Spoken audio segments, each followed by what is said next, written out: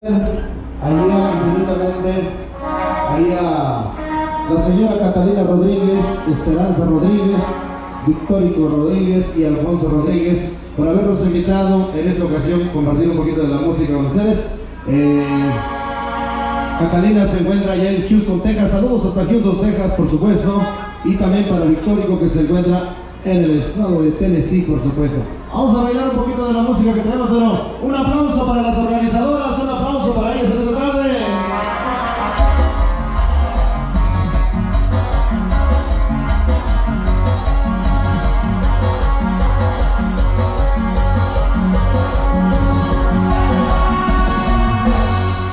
Pues compadre, ahí quedaron los anuncios a cada uno de ustedes, ahí para que sean sabedores y sabedoras a todos los amigos que apoyaron para llevar este bonito evento con mucho gusto para todos ustedes, especialmente celebrando hoy el Día del Padre para todos ustedes, para que se les lleven ahora sí lo mejor de lo mejor, y nosotros vamos a seguirle, vamos dándole de este lado con mucho cariño a la gente hermosa de Plan Alemán, ahí para toda la gente de Santo Tomás, Cotepec, por supuesto, y para todos los amigos hasta en Houston, Texas, por ahí, las de Tennessee, por supuesto, compadre. Vamos a llevar la música mixteca, aquí en donde quiera que nos escuchen, compadre. Al ritmo de su amigo Juan de Dios, hoy diciembre y por siempre para todos ustedes, compadre.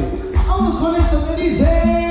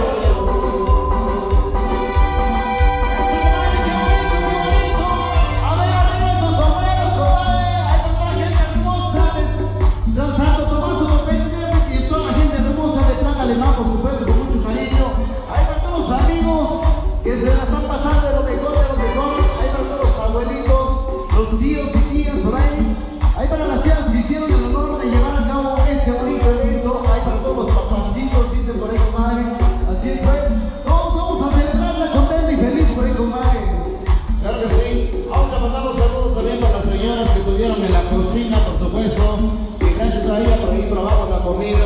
Ese trabajo estuvo súper por allá en esta tarde.